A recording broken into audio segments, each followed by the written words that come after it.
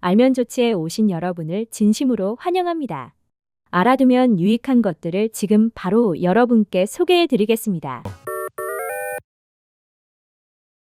2025년 10월 환율이 고공행진을 이어가며 한때 1달러에 1,475원까지 치솟았습니다. 많은 국민들이 혹시 1997년 외환위기가 다시 오는 것은 아닐까 하는 불안은 당연한 것입니다. 가까운 2008년 글로벌 금융위기 당시 환율이 1,600원까지 올랐던 것을 생각해보면 현재 상황은 결코 가볍게 볼 일이 아닙니다. 이전 영상에서 제가 기업이 살아야 국가가 산다라고 말씀드렸는데 환율이 불안정한 이유 역시 기업 환경과 깊이 연결되어 있다는 점을 말씀드렸습니다. 원화 가치가 떨어지면 물가는 오르고 부동산 시장은 불안해지고 기업은 경영 부담이 커지고 결국 국가 신용 등급까지 위협받게 됩니다. 원래 환율은 오르락내리락 하며 자연스럽게 조정됩니다. 기업이 수출로 외화를 벌어오면 은행은 원화를 내주고 외화는 보유합니다. 이후 외국에서 원유를 살 때 원자재를 수입하거나 외채를 갚을 때 그 외화를 다시 사용하고 부족하면 또 충당하는 식으로 균형이 유지됩니다. 그런데 최근 이런 정상적인 흐름이 제대로 작동하지 않고 있습니다.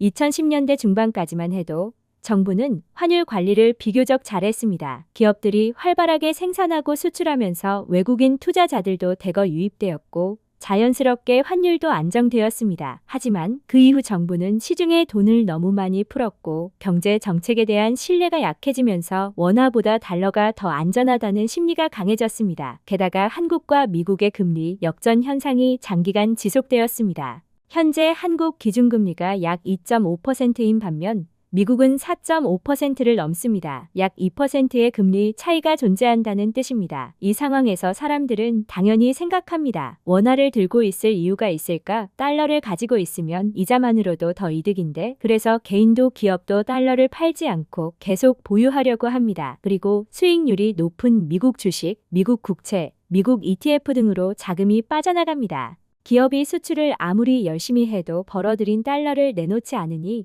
한국의 외환 보유고는 이미 낮은 상태에서 더 채워지지 못하고 있습니다. 세계은행이 경고하듯이 외환 위기 가능성이 언급되는 이유가 바로 여기에 있습니다. 현재 2025년 기준 한국의 대외부채는 약 6,700억 달러, 하나로 약 1,000조 원에 달합니다. 만약 환율이 1달러당 100원만 올라도 갚아야 할 금액이 무려 67조 원이나 더 늘어나는 것입니다. 이 얼마나 무거운 부담입니까? 그렇다면 이 위기에서 벗어날 방법은 없을까요? 단기간에 해결되기는 어렵지만 반드시 필요한 조건이 있습니다. 바로 정부가 기업이 마음 놓고 사업할 수 있는 환경을 만들어주는 것입니다. 정부가 노동자 편에 서서 기업을 옥죄는 정책을 반복해서는 안 됩니다. 기업이 살아야 일자리가 생기고 수출이 늘고 외화가 들어오고 환율도 안정됩니다. 이런 기반이 잡혀있는 상태에서 미국의 금리도 인하되기 시작하면 한국의 환율도 자연스럽게 안정을 찾을 것입니다. 많은 경제 전문가들이 지적하고 이미 알고 있습니다. 어떻게 하면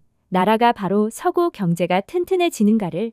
하지만 정부가 지금처럼 자신들의 표밭에만 눈길을 주다가는 우리에게 미래는 더 이상 없습니다.